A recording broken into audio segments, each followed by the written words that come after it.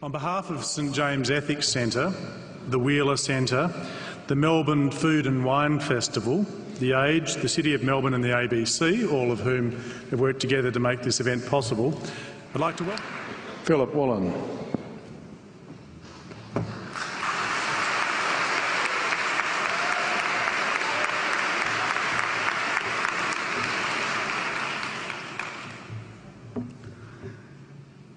King Lear, late at night on the cliffs, asks the blind Earl of Gloucester, "How do you see the world?"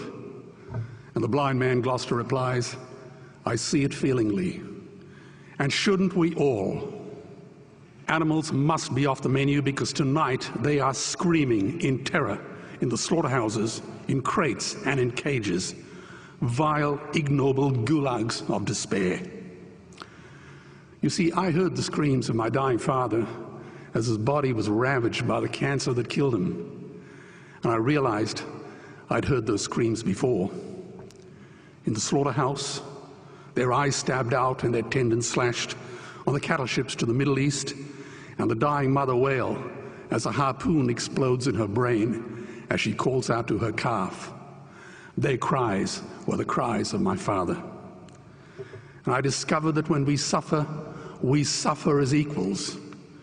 And in their capacity to suffer, a dog is a pig, is a bear, is a boy. Meat today is the new asbestos, more murderous than tobacco. CO2, methane and nitrous oxide from the livestock industry are killing our oceans with acidic, hypoxic dead zones. 90% of small fish are ground up into pellets to feed to livestock. Vegetarian cows today are the world's largest ocean predators. The oceans are dying in our time. By 2048, all our fisheries will be dead, the lungs and the arteries of the earth.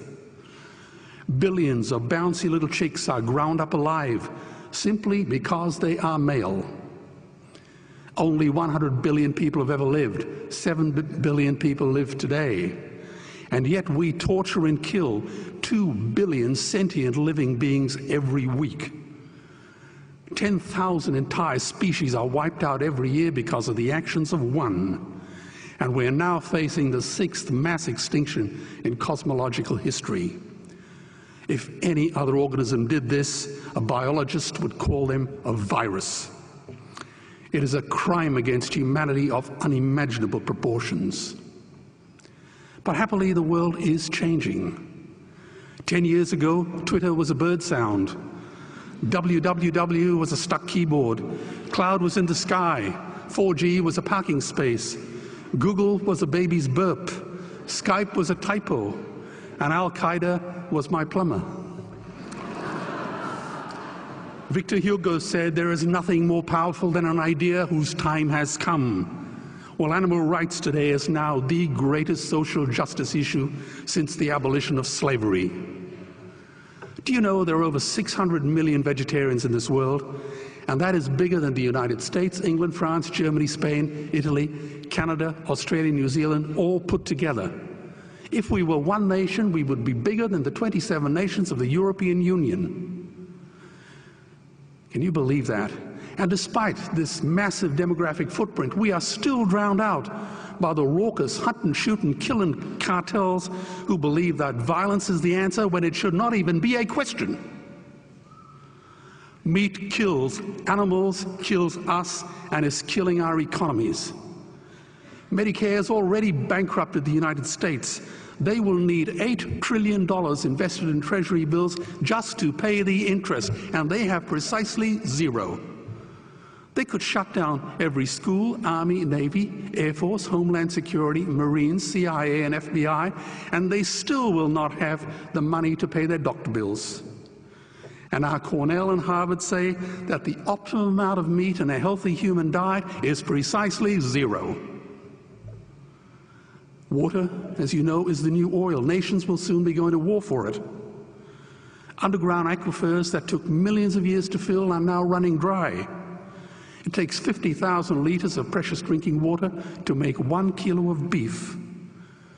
Today, 1 billion people are hungry. 20 million people will die from malnutrition.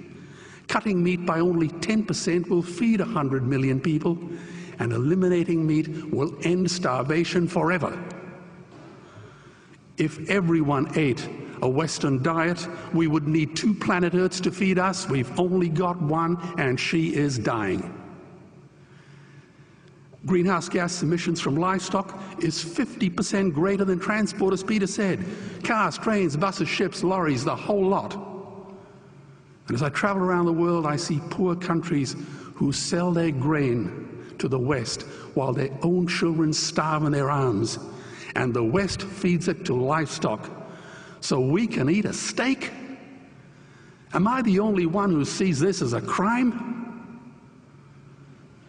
Believe me, every morsel of meat we eat is slapping the tear-stained face of a hungry child.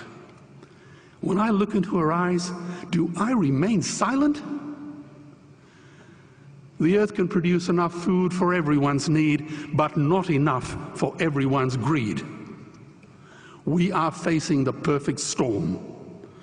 If any nation had developed weapons that could wreak such havoc on the planet, we would launch a preemptive military strike and bomb it back into the Bronze Age. But it's not a rogue state, it's an industry. The good news is we don't have to bomb it. We can just stop buying it. Sir George Bush was wrong. The axis of evil does not run through Iraq, Iran, or North Korea. It runs through our dining tables. Weapons of mass destruction are our knives and forks. Our proposition is the Swiss Army knife of the future. It solves our environmental, water, human health problems and ends cruelty forever. The Stone Age didn't end because we ran out of stones. This cruel, disgusting industry will end because we run out of excuses. Meat is like the 1 and 2 cent coins. It costs more to make than it's worth. And I come from the bush. Farmers are the ones with the most to gain. Farming won't end, it would boom. Only the product line will change. Farmers would make so much money they won't even bother counting it, and I'd be the first to applaud them. Governments would love us. New industries would emerge and flourish. Health insurance premiums would plummet. Hospital waiting lists would disappear. Hell, we'd be so healthy, we'd have to shoot someone just to start a cemetery.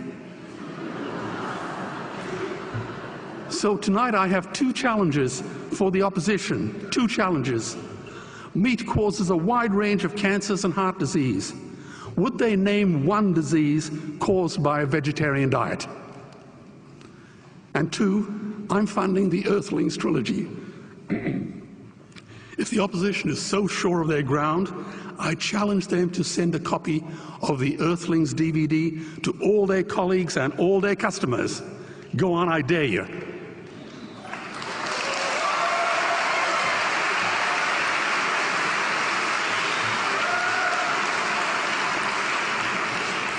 Animals are not just other species, they are other nations, and we murder them at our peril. The peace map is drawn on a menu. Peace is not just the absence of war, it is the presence of justice. Justice must be blind to race, color, religion, or species. If she's not blind, she will be a weapon of terror. And tonight, there is unimaginable terror in those ghastly Guantanamos we call factory farms or slaughterhouses. Believe me, if slaughterhouses had glass walls, we wouldn't be having this debate tonight. You see, I believe another world is possible. And on a quiet night, I can hear her breathing. Let's get animals off the menu and out of these torture chambers. Please vote tonight for those who have no voice. Thank you.